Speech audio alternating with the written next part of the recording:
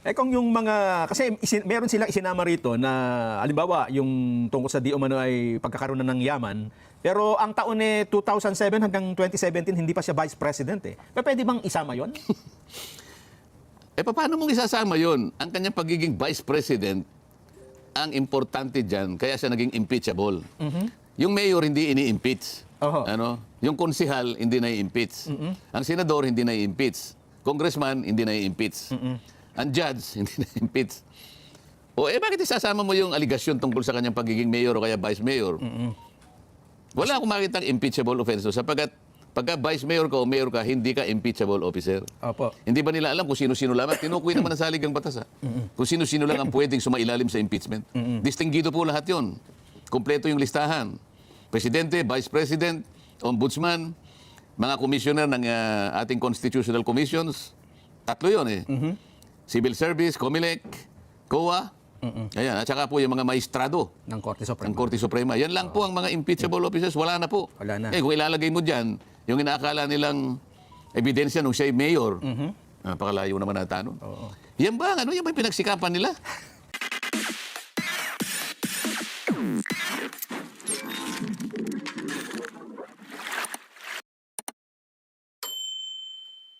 Anong masasabi ninyo dito sa biglang isinulong na impeachment complaint laban sa vice-presidente? Kung kayo ba'y nagulat na biglang may ganito? Na, Ito ba ang pag-uusapan natin? Nagmamadali pa naman ako. Pagkatapos ito lang pala ang pag-uusapan natin, itong walang kakwenta-kwentang bagay na ito. It's a storm in a teacup. Hindi sa atin galing yan. Kaya lang kung hindi na, nawala na yung teacup kong eh. Naging storm na talaga. Ano pang... Pag sinabi mo kasing... Iba-ibang pagkakagamit ng metaphor na yun. Metaphor ang tawag doon. Yes, opo. Tempest in a teacup. Storm in a teacup. Opo. Ibig sabihin po noon, mga kababayan, ay isang walang kabagay-bagay na biglang pinalalaki. Yes. Binibigyan ng di kawasang atensyon na para pag-usapan, samantalang yung significance niya, yung halaga niya, sabi nga ng Pangulong Bongbong Marcos, hindi naman makapagbibigay ng kahit anong kabutihan kahit sa buhay ng isang Pilipino. Ganun ang pagkakasabi ng Pangulo. Yes, opo. Magtataka ka naman, yung mga pumirma, kauna-unahan yung kanyang anak. Kaya medyo magtataas ka ng kilay eh. Ay, hindi nga kilay itinaas ko. Pati paa. Yung bang... Hindi ko naman alam na ito yung pag-uusapan natin. Hindi na sana ako pumunta rito eh. Wala kayong magagawa ko dahil ito ang gustong marinig sa inyo ng ating mga kababayan. Unang-una, kasi siyempre nandun pa rin kayo sa Kongreso, nasa House. Hindi ba kayo kasama? Paano ba kinokonbin yung gano'n na bigla ang magbobotahan? Hindi ba ipapatawag lahat? Paano ho ba yun? Hindi, magpiprepare na yan ng mga signature sheets. Pangkaraniwan ang ginagawa nila, ipiprepare nila yung impeachment complaint kasama na yung articles of impeachment. Pangkaraniwan yan. Meron nagbabasa pero siguro baka wala pang 5% ang babasahin yun eh. Pipirmahan na lang. Ang importante ay ano bang para sa akin? Ba't ako pipirma dyan? Ganon yan ang palaging iniisip nila. At sa grapevine, kaya ko sinasabing grapevine, ay nasabi ko, naulinigan ko lang, yung mga nasasagap kong bali-balita.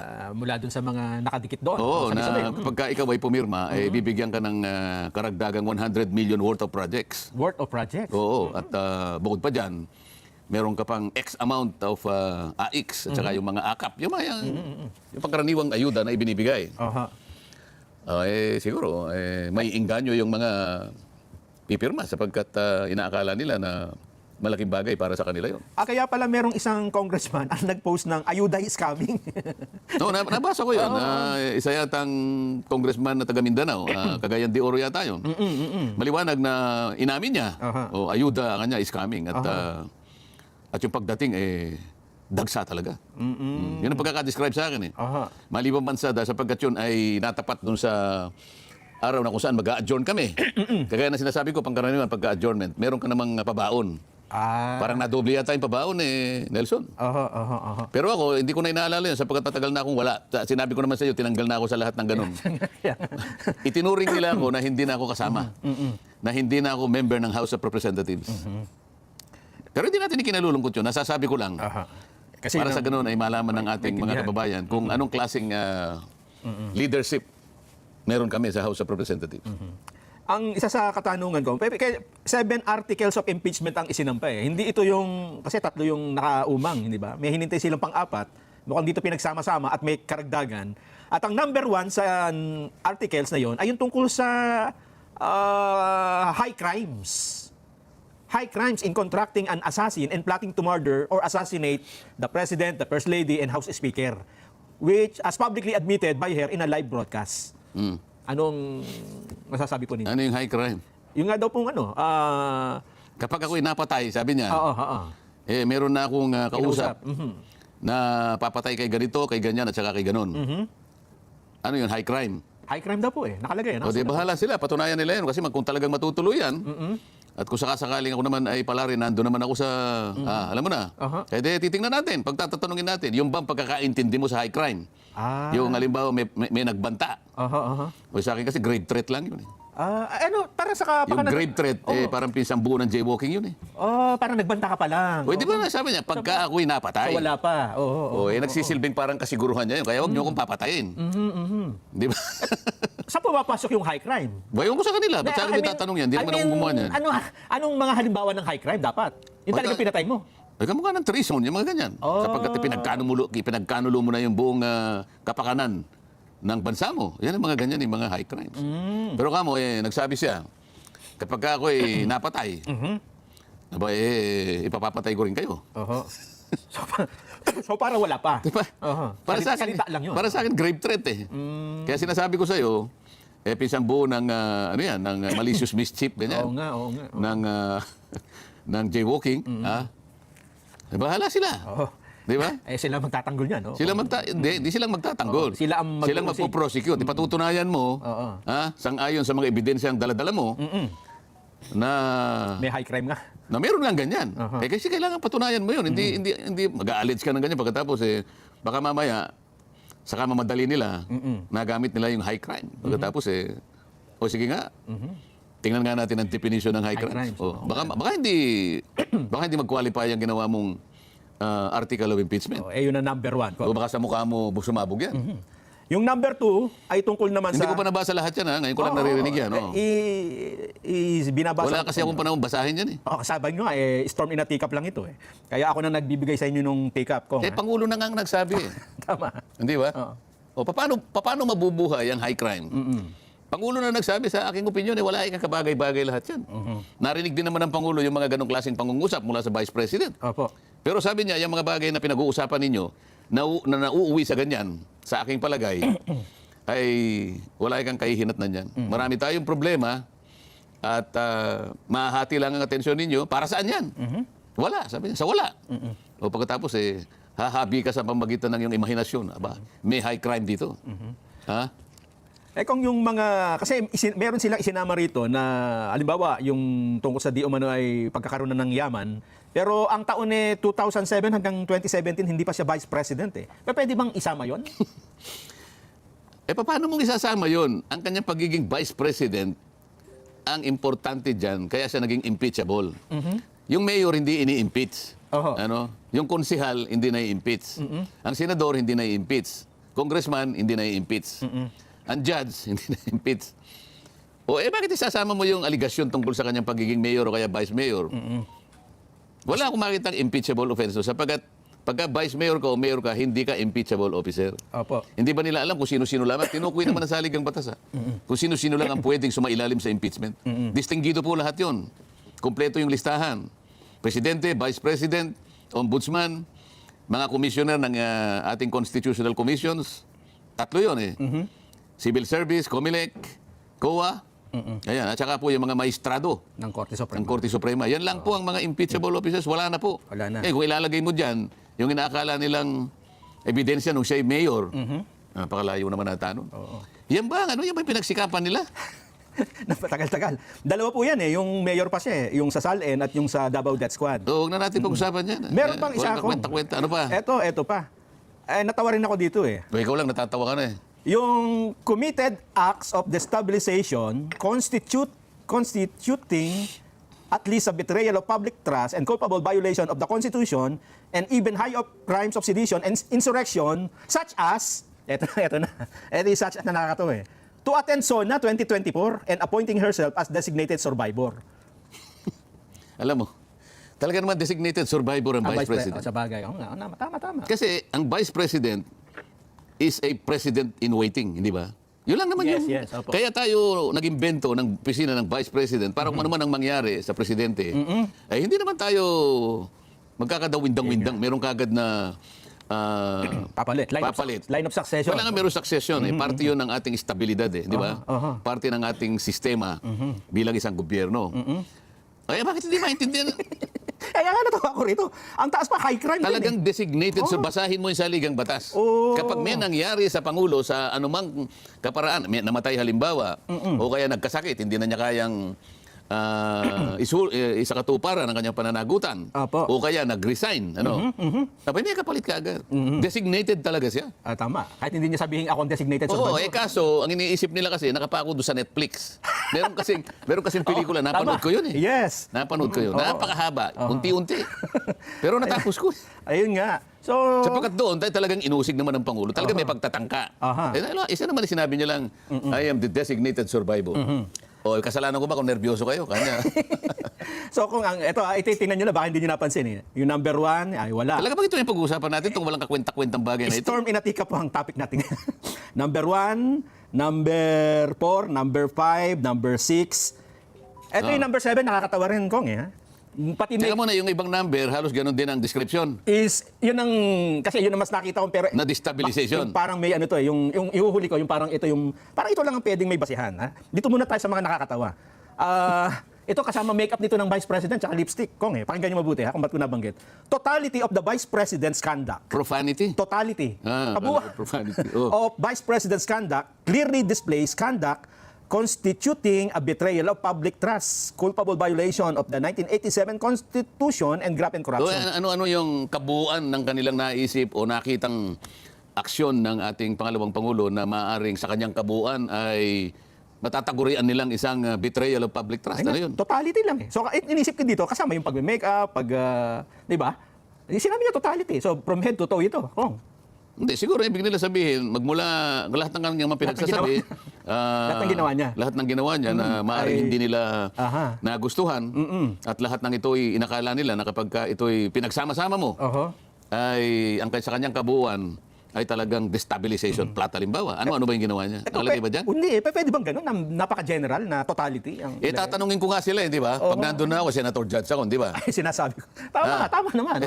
Dadalhin niyo ako doon di ba? Kaya nga ngayon, takot na takot siya. Kinakailangan nila, hindi makalusot. Bantayan nilo yung isang yan. Delikado tayo dyan, di ba? Yes. So, 5 na po yan. Ha? Yung sinabi ko kanina, una yung assassination, di umano, SALN, DTS. Dinescribe ba kung paano yung assassination plot? Sinabi ba? Yun lang eh. Yung sinabi lang na as publicly admitted by her in a live Oo broadcast. nga, sinabi niya lang, pag ako'y napatay, Yun lang. meron na po akong kausap para patayin po kayo, kayo, tsaka kayo. Di ba? Yes. Pero, nandun ba, nakadescribe ba yung pamamaraan, Wala yung plano? Wala po. Kung paano niya isa sa katuparan yung inaakala nilang pagbabanta sa buhay. Nakalagay ba? Banta lang po eh. Ay, palagay ko, sa akin, grave threat lang yan, Grave sinasabi threat ko sa iyo. Hindi ko sinasabing hindi krimen, sapagkat meron tayong parusa sa grave threat, Pero yung high crimes, pero hindi siya pasok siya doon. High crimes. Yung grave threat kasi, kung minsan patatawarin ka ng piskal. Di ba? Sa bagay, Oo. Pero pinag-uusapan natin dito, high crimes. High crimes nga eh. Katumbas nung, alam mo pagka yun inisa-isa mo, di ba? Betrayal of public trust. Treason, mga ganyan. Graft and corruption and other high crimes. Di ba? Kapag yun ay tiningnan mo, mga krimen na hindi pangkaraniwan, mga paglabag na hindi pangkaraniwan, na kaya nga masasakripisyo yung kanyang opisina kahit ilang milyon pa ang bumoto sa'yo. Kasi yung katapat ng impeachment, sisirain mo, aalisan mo ng paano ba natin kasi naboto siya na Vice President, 32 million votes. Matibay yun. Kaya impeachment Hindi basta-basta, dinimanda mo siya, napatunayan mo gumawa siya ng krimen. Hindi siya matatanggal. Hindi. Ang katapat nun, impeachment. Yun ang itatapat mo doon sa pagtitiwala na ibinigay ng butante. Para maintindihan ng butante, mga kaibigan, bumoto po sa ganito, ay pawawalang bisa namin po yung kapangyarihang ibinigay nyo sa kanya sapagkat may katapat po na paglabag na parang yung pagtitiwala na yun po ay hindi nakarapat dapat para sa kanya. Ayun So tatapatan mo yun. Ganun dapat katindi. Tinapat mo grave threat. Hindi naman ata. Ang natitira na lang kong na hindi natin na-discuss at ito siguro yung pinakamahabang pinag-usapan diyan sa mga committee hearing. Hindi nag-usap sa committee hearing sapagkat ang modality yung ginamit nila ay yung pagpirmang higit sa 1/3. Kaya dire-diretso yun. Sa impeachment. Pero ito pong kasong ito, kung yung iniligay nilang 2 and 3, number 2 ay yung misuse and malversation of confidential funds sa OBP at sa DepEd. Yan ang pinakawalang kakwenta-kwenta. Ako masasabi ko sa'yo sapagkat nag-attend ako ng kanilang hearing. Nung itanong ko sa kanila, audit observation memo pa lang po yan. Diyan pa lang po sa audit, sa Commission on Audit, initial findings lang po yan. Initial findings, ibig sabihin, pwede pong questionin ang resulta po ng inyong pagsusuri. Pwede pang questionin ang resulta ng inyong audit. At kapag hindi pumayag ang COA, kapag sa kanilang patakaran, sa kanilang pamantayan, ay kulang yung sagot mo, yung audit observation memo ay magiging notice of disallowance. Ayun. Hindi pa rin final yun. Sapagkat assailable pa rin yun. Pwede mo pa rin questionin. Kung mo confidential funds ang pinag-uusapan, pwede kang dumiretso sa commission proper ng COA. O palagay mo, ayaw ka pa rin pakinggan. Ayaw pa rin bigyan ng halaga yung pagpapaliwanag mo. Sabi, hindi, talagang notice of disallowance ang aming ipapataw sa'yo. Aakyat pa siya sa Korte Sa Supreme Court. Appealable. Ibig sabihin, nandun pa lamang sa kauna-una ang Estado na sinusuri pa lang kung talagang may paglabag, kung talagang merong mali doon sa pagkakagasta. May conclusion ka na. Ba't nag-conclude? Hindi ka lang nag-conclude. Inagaw mo yung mandato ng COA. Ikaw na mismo ang nag-audit . Ano sabihin ko sa kanila, ba't tayo nag-audit? Saan ka akong provision na saligang batas na sinasabi ang Congress ay pwedeng mag-audit? Ang Congress o ang kanyang mga komite ay pwedeng mag-audit. Nasaan po? Wala. Sabi niya, tayo naman po in aid of legislation. Iba naman po yung in aid of legislation. Sinasabi ko nga po, nag-audit tayo dahil po yung mga papeles na ginagamit ng COA, pinilit po natin kunin . O, tinanong ko yun, di ba binigay nyo? Opo. O, ba't nyo binigay? Sinabpi na po kami. Huwag nga sinabpi na, ba't hindi kayo nagpaliwanag? Papasensya na po kayo, Mr. Chairman. Hindi po namin basta-basta may bibigay, baka po kami magkaroon ng pagkakasala. Kasi po, unang-una po, ang proseso po ng pag-audit, ito po ay confidential. Kaya nakikita nyo, ala pong public hearing kami. O, ganun pa lang ako . Alam niyo pala na confidential ang nature ng inyong pagsusuri, pagsisiyasat. Bakit niyo binigay yan? Hindi niyo ba alam dito sa Congress, public? Lilitaw ngayon. Kayo ngayon ang nagbuyang-yang sa mga papeles na dapat sana ay confidential. Paano ngayon yan? O ngayon, tatanungin ko ngayon siya. Nandun ako sa Senado, di ba? Halimbawa, ayun na. Sino yung nagpipresent?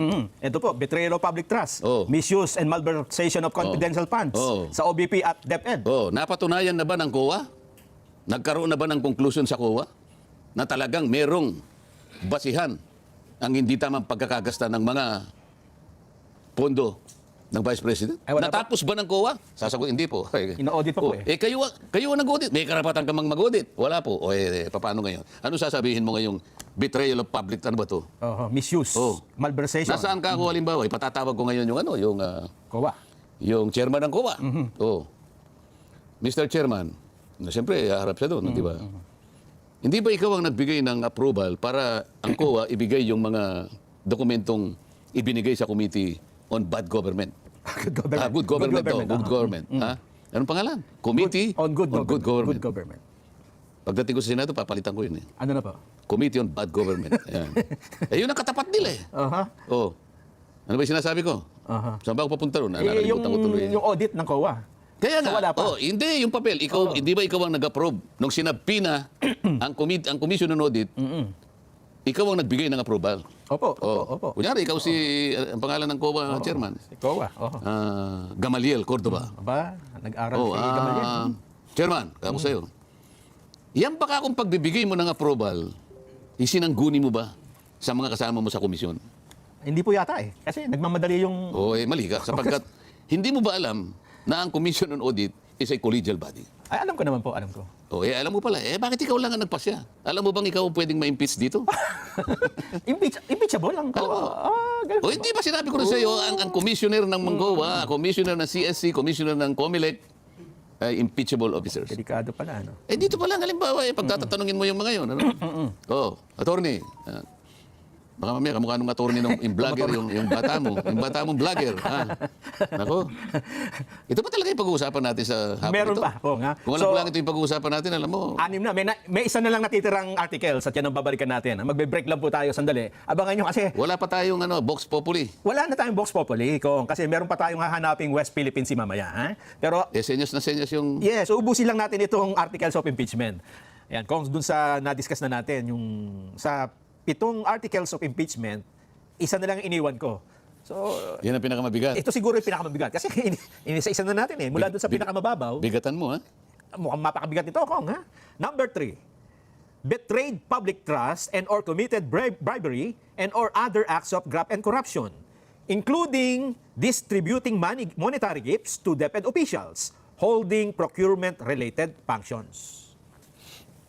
Anong... Napatunayan nila yung bribery. Kasi alam mo, Nelson, pagka bribery, kaya ka nagbigay ng pera sa isang tao, lalong-lalo na meron siyang posisyon. Aha. Meron kang gustong ipagawa sa kanya. Yes, opo. Di ba? So malinaw ba na nung sinasabi nilang nagbigay ang Vice President, aligasyon lang naman eh. Aha. So granting halimbawa, kunyari may nagbigay talaga. Halimbawa, oho. Specific ba na yung pera na yon ay para may gawin yung binigyan? Kasi dapat ganun eh. Kasi kung halimbawa nagbigay ka lang dahil sa gusto mong magbigay, wala ka naman pinagagawa sa kanila, Na hindi tama. bribery yun. Ah, ganun ba yun? Binigyan kita ng pera. Aha. Palagi naman kitang binibigyan eh, di ba? Nung makakakaraan, hindi na ako. Pero meron akong gustong pagawa mo na labag sa batas. Bribery yun. Pero kung halimbawa Natuwa ka lang. nakatuwa sapagkat May bonus, gano'n. Oo. Hindi bribery yun. Di ba? Meron ba silang napatunayan na kung sakaling nang binagbibigyan? Baka naman meron silang karagdagang pondo na sobra na pinamahagi niya sa kanyang mga sapagkat nakitaan sila ng kasipagan Aha. ng maayos na pagtupad ng kanilang mga gawain. O pinagbibigyan sila. Wala akong makita ron. Pero ito daw officials na ito ay ang posisyon sa procurement. Oo nga, kaya nga sinasabi ko, kaya mo binigay sa kanya sapagkat baka May paboran. meron kang gustong ipasok na supplier. Ayun. Na meron kang kalakip na mandato sa kanila.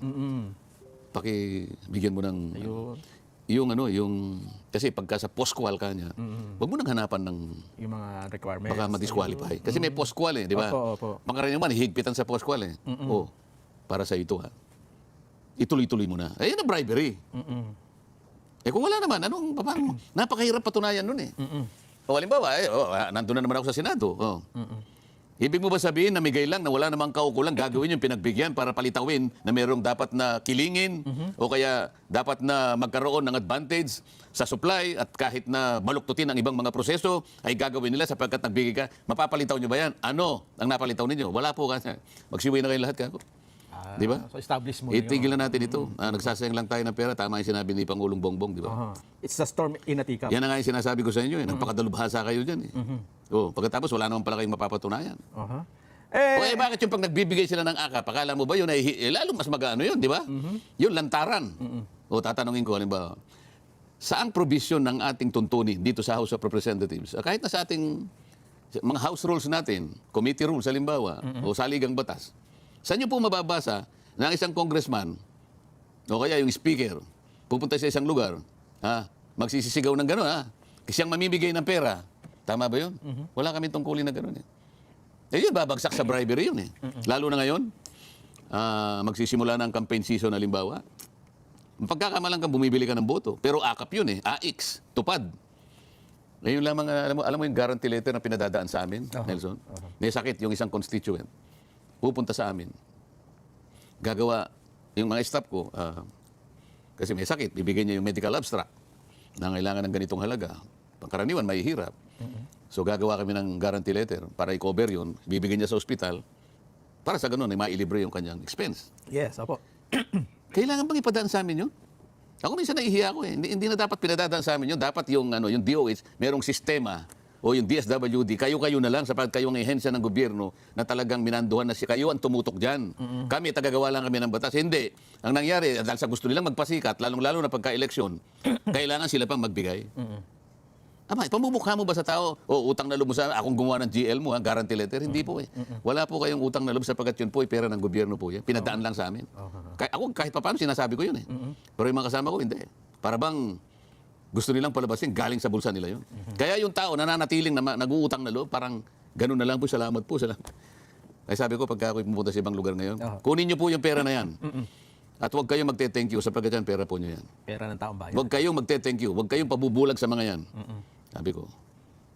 O, totoo naman eh. Tama. Oo. Tapos bribery dyan. Eh, parang binabribe mo na rin ang tao eh. Lantaran, ikaw nga eh. Bakit? May katapat na boto eh. Ito may consideration eh. Pero dyan sa sinasabi mo, wala pa nakitang na-prove nila na mayroong consideration. Namigay siguro sila. Problema na nila yon. Anong consideration? Wala na sila sinabi.